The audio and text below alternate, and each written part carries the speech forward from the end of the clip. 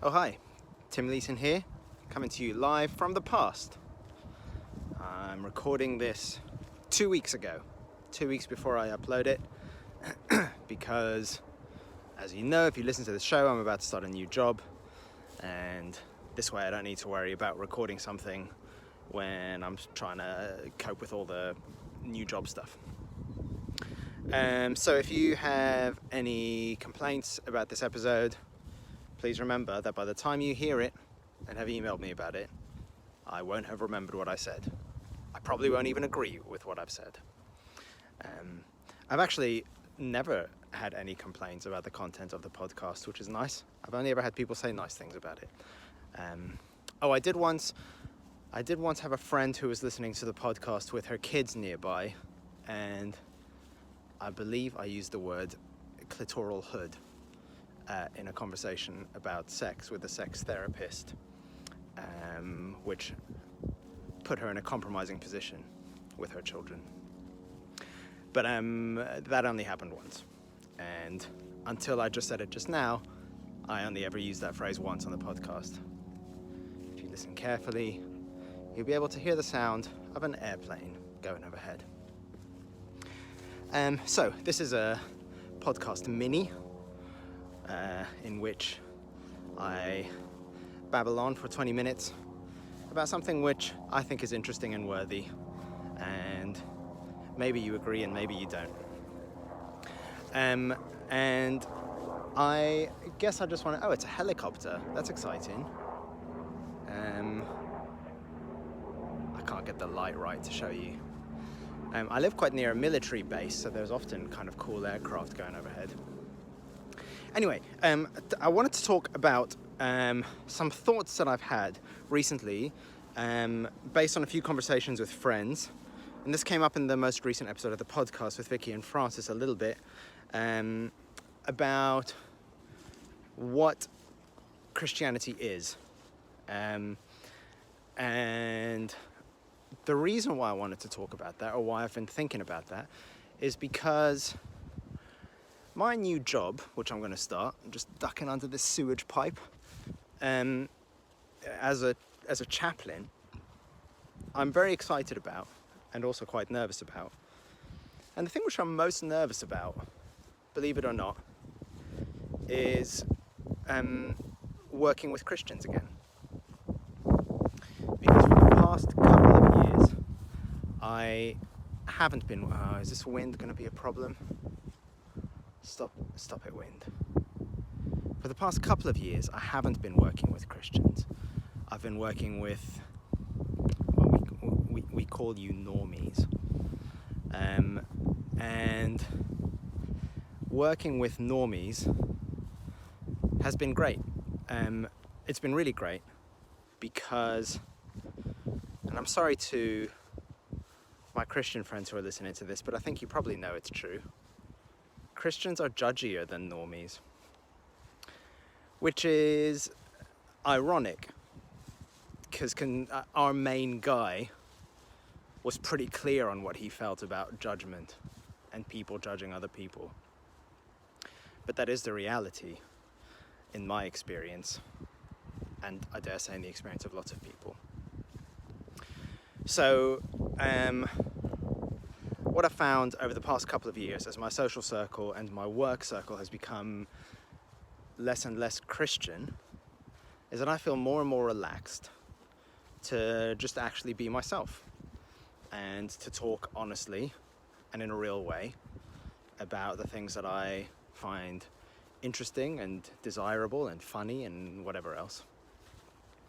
And often when I'm with Christians, I feel like I need to be slightly guarded, be slightly careful, for fear that they might think that I am not a proper Christian because of the way I talk or the things that I like to do. And like I say, that's a real drag. That's a real bummer. Because I think Jesus was pretty clear about all that kind of stuff. Now, I should say, I'm talking about Christians as if I'm not one. I am one, and I am prone to judginess. And I'm really working on that. I'm working on it because that's what my faith tells me I need to do, but also I'm working on it because I like to have friends. And judginess isn't an attractive quality, and it puts people off. And I don't want to be a judgy person. But I have it in me too.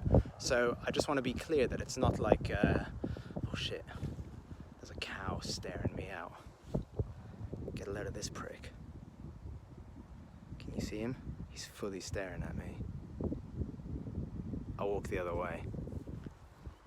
I don't want to get into a kind of cow scuffle. Anyway, so I swear, as you know, if you listen to this podcast, and who gives a shit? Most Christians don't give a shit about that. Even if I say proper ones like fuck. Most Christians don't really mind about that, although some get a bit tense about it. I also enjoy sexual experiences. I'm not sure why I said it in that way, but it made me laugh. I enjoy sex outside of marriage. I have even enjoyed sex outside of relationships. Yes, I'm talking about the casual kind. And that's something that maybe a lot of Christians are less comfortable with than the swearing thing. Well, I know this to be true. I've never taken a drug, aside from the usual paracetamol and Tums.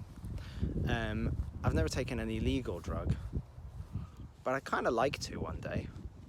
I'd like to smoke some weed. I think I'd like to take some mushrooms. But I'd like to do it in the presence of a trained mental health professional, because I think I'd probably freak out and hate it. I don't even like being drunk. If I have 1 pint of beer, I get a little bit like, oh, I'm not sure about this. So I don't think drugs are going to be a big issue for me. But the point is, I'd quite like to try them. And again, that's a thing that lots of Christians feel a little bit, I'm not really sure you should do that about, you know? And so my concern about going back to working with Christians is that I, for the past couple of years, have enjoyed the freedom of being able to have real authentic conversations with friends where I can make the kind of jokes that I want to joke about, talk about myself and the way I want to talk about myself, talk about my desires, talk about my anxieties without fear of them thinking that there's something weird or wrong with me. And in fact, in the knowledge that for the most part, they would probably share those desires, anxieties, whatever with me. But going back to working with Christians, and look, I've met my new colleagues and they're awesome. They're really nice people. And this anxiety is completely unfounded in my experience of them, because I have not found them to be judgy or anything like that at all. I am really looking forward to working with them. But I have some concern about a part of myself that will want to, what's the right word? Self-censor, I suppose, for the sake of fitting in, of not ruffling feathers, of, yeah, just kind of an easy life. But as I've thought about that, and as I've spoken with a few friends about it, what's been really clear to me in my mind is that what that means is that I've missed the point of Christianity, and those judgy types have missed the point of Christianity, because Christianity is not about a moral code, which I think is what maybe most people think that it is, even people outside of the church. You know, I talk to people who say, I'm not a Christian, but I like the morals of Christianity. And actually, I don't think Christianity is about morals at all. I think it's the opposite. I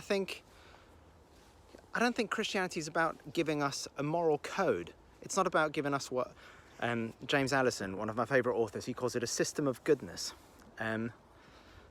It's about challenging religion that does that. That seems to me what Jesus was about. So when I read the Gospels or hear, the words of Jesus, that was just me blowing a little bug off my arm. What I hear is, it doesn't matter what you've done. It doesn't matter what you do. You're still loved, worthy of love, and you can call yourself my follower. In fact, the defining characteristic of being my follower is that you love rather than judging. And what that means is, and this ties into that conversation with Vicky and Francis in the last episode, you can be a stoner and still call yourself a Christian if that's what you want to do. You can be into casual sex and still call yourself a Christian if that's what you want to be. You can be a murderer, you can be a philanderer, you can be an unpleasant human being and still call yourself a Christian if that's what you want to be. Because the whole point of Christianity is, don't worry, you're not perfect, and I still like you. I still think you're worth hanging out with. That's what God, that's how I understand the God thing. That's what God says. I still like you, and I still want to be your friend, and I don't much mind what you do. So it's not a system of goodness. It's not a moral code. It's a faith that we're okay, and that we're loved, and that everything will be all right in the end, however much we fuck it up between now and then. And I think that's really important. And actually, I think that let's say in the context of chaplaincy, that's probably much more helpful than a system of goodness, than a moral code for people to adhere to. I think a chaplain who comes in and talks to somebody and says, hey, you're okay, you're worthy of love, you don't need to worry about all this stuff, is probably much more helpful than one that says, hey, if you do this, this, and this, then you'll be okay, then you'll be loved. I was watching Prison Break a while ago, which I didn't watch the first time around, but I started watching it recently. It's not great. I wouldn't go out of my way. And there's a chaplain in that show who, he's talking to these prisoners on death row, and he says things like, it's not too late. If you give your heart to Jesus now, then, you will be able to spend eternity in heaven. And fuck that chaplain. That's really bad chaplaining. That sucks, that kind of chaplaining, because it's doing exactly the opposite of what the Jesus story is all about. It's saying, if you do this, then you'll be saved. If you say this prayer, if you give your heart to Jesus, whatever. And as I understand the Bible, the kind of the narrative arc of the Bible, it's, you are saved. You're good. It doesn't matter what you believe. You don't even need to be a Christian. You are saved. And I guess being a Christian is a response to that, rather than something that you do to earn it. So being a Christian is a way of saying, oh good, I can relax. I don't need to worry about all of this stuff because I have faith that it's taken care of. Excuse me. And what it should do, therefore, is to help people to relax and be free and be happy, rather than to, I'm just gonna wait for this breeze to pass in case it blows over the microphone. Oh, it's a long one. We're still going. Just a mindful moment. Shit, it's picking up. It's getting worse. Maybe if I walk a bit, I'll get out of it.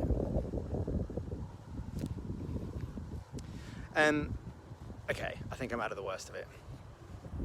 So, where am I going with all of this?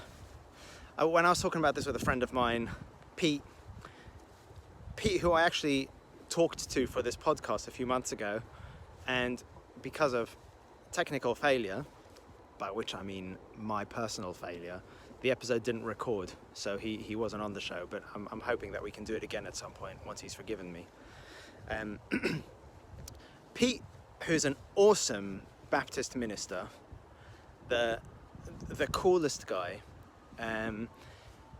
he pushed back a little bit on what I've just said. Not in a kind of, well, but it's true that you shouldn't have sex kind of a way, but in a way that said, but Jesus did have anger, and there were behaviors that he clearly didn't condone. And those behaviors weren't to do with swearing and sex and drugs. They were to do with greed and with using power in a way as to coerce or put other people down. His anger was safe towards people who, well, certainly towards religious elitism. Jesus had anger. So Pete kind of said, you know, that what you're saying is very nice, the kind of message of, hey, it doesn't matter what you do, God still loves you. But is that potentially a way for you as a relatively well-off, middle-class person to never be challenged to help the poor and to do right and to serve and all of that kind of good stuff? And that's a really good challenge that I don't quite have an answer to, because the truth is, if we talk like purely like in a kind of utilitarian way, I should give away a huge amount of my income to helping those in need. I should sell all of my possessions and give them to the poor. And I should... this wind, it's an issue. I should become a servant. Not a slave. Jesus certainly didn't condone slavery, but I should adopt the life of helping others rather than helping myself. And I don't do all of that stuff. I don't really give much money to charity. And I am comfortable in my middle-class lifestyle. So there is a challenge there. There is a challenge that says there is more for me to do. But I'm still pretty convinced, maybe I'm wrong, but I'm still pretty convinced that God's okay with me. I'm still pretty sure that even though I'm not doing the right thing all of the time, that God isn't stewing in God's wrath over my bad behavior. I think God still likes me. So, I don't know what the answer to that is. I do think, having just said anybody can call themselves a Christian despite their behavior, I find it hard, for example, to believe that Donald Trump was a Christian, even though he said that he was. So I don't know quite how to reconcile that, because clearly there is a moral element to Jesus' teaching. But here's the important thing.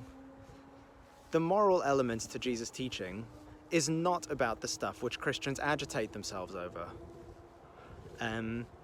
It's about all that stuff I just said. It's about money, like hugely. I think potentially more than any other subject. He talks about money and wealth and greed.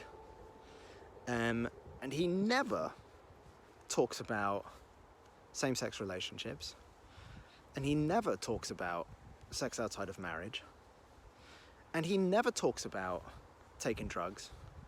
And he never talks about swearing. And all of these behaviors, which have become synonymous with Christianity, are actually rooted in a kind of post-war middle-class ethics. They're rooted in kind of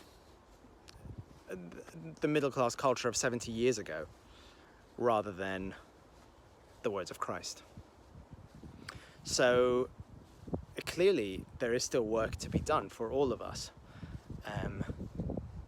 But I believe the most important thing about Christianity and about being a Christian is having the confidence that however much I fuck it up, I'm still good with God.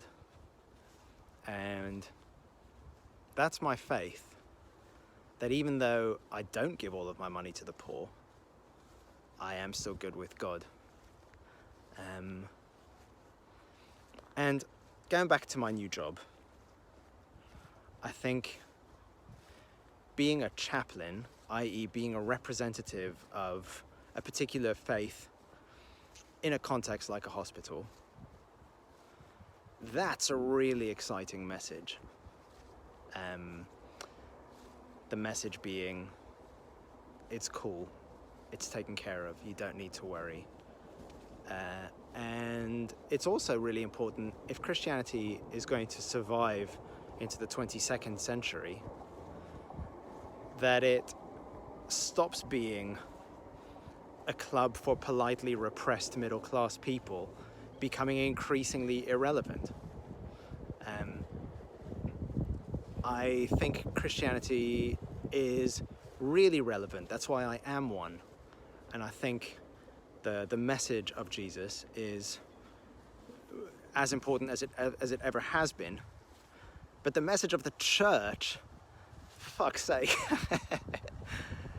is, you know, like there was the Church of England just released, probably a few months ago, this huge report about human sex and sexuality with much fanfare. Everybody, look, here's what we think about sex.